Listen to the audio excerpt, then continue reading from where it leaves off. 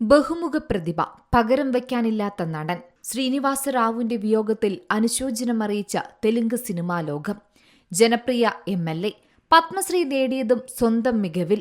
മലയാളികൾക്കും പ്രിയങ്കരനായ നടനാണ് ശ്രീനിവാസ റാവു. തെന്നിന്ത്യൻ സിനിമയിലെ ഒഴിച്ചുകൂടാനാകാത്ത നടനാണ് ശ്രീനിവാസ റാവു.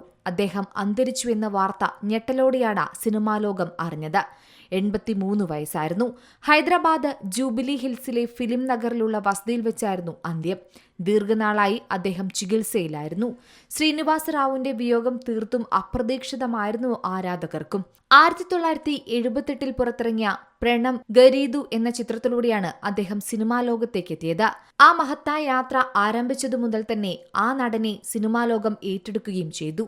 4 പതിറ്റാണ്ടിലേറെ നീണ്ട തന്റെ കരിയറിൽ 750-ലധികം ചിത്രങ്ങളിൽ അഭിനയിച്ചുകൊണ്ട് അദ്ദേഹം തെലുങ്ക് സിനിമയിൽ തന്നെ തന്റേതായ ഒരു സ്ഥാനം നേടിയെടുത്ത നടൻ കൂടിയാണ്. നെഗറ്റീവ് കഥാപാത്രങ്ങൾക്കാണ് കൂടുതൽ കയ്യടികളും ലഭിച്ചിട്ടുള്ളത്. അതിനാൽ തന്നെ തന്റേതായ അഭിനയ മികവ് ആ നെഗറ്റീവ് കഥാപാത്രങ്ങൾക്ക് നൽകാൻ അദ്ദേഹത്തിന് സാധിച്ചു. തെലുങ്കിനു പുറമെ തമിഴ്, മലയാളം, കന്നഡ എന്നീ ഭാഷകളിലായി 750-ലധികം സിനിമകളിലാണ് അദ്ദേഹം അഭിനയിച്ചിട്ടുള്ളത്. വില്ലൻ വേഷങ്ങളിലും സ്വഭാവ നടനായും അദ്ദേഹം തിളങ്ങി.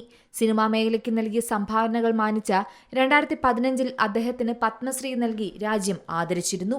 പിന്നീട് ആ സിനിമാ യാത്രയിൽ നിന്നും അദ്ദേഹം രാഷ്ട്രീയ ജീവിതത്തിലേക്കും കടന്നു. BJP-യിൽ ചേർന്ന അദ്ദേഹം 1999 വിജയവാഡ ഈസ്റ്റ് MLA ആയി തെരഞ്ഞെടുക്കപ്പെട്ടു. National desk, Zee Malayalam news. ഏറ്റവും പുതിയ വാർത്തകളും വിശേഷങ്ങളും വിരൽത്തുമ്പിലറിയാൻ സീ മലയാളം ന്യൂസ് എല്ലാ ഡിജിറ്റൽ പ്ലാറ്റ്ഫോമുകളിലും ലഭ്യം.